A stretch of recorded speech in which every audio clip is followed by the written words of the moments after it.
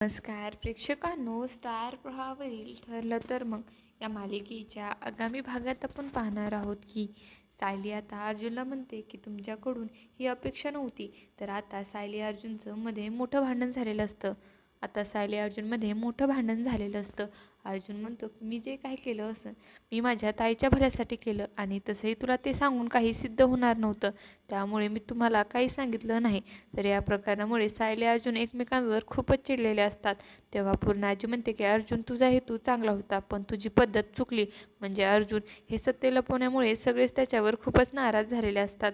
अर्जुन खाली आता सगळ्यांशी बोलायला येतो, त्यावेळेस सुद्धा सायली त्याला इग्नोर करते. त्याचमुळे सायलीबद्दल आता अर्जुनला आणखीनच राग वाढू लागतो. आता सगळ्यांना सांगतो, मी जर अगोदर तुम्हा लोकांना सांगितलं असतं तर अस्मिता तेव्हा मोठा धक्का घेतला असता.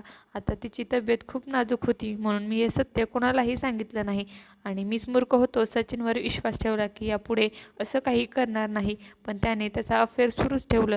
तर आता मला चांगलंच माहिती आहे यापुढे अस्मिताताईला या सगळ्या प्रकरणातून कसं बाहेर काढायचं.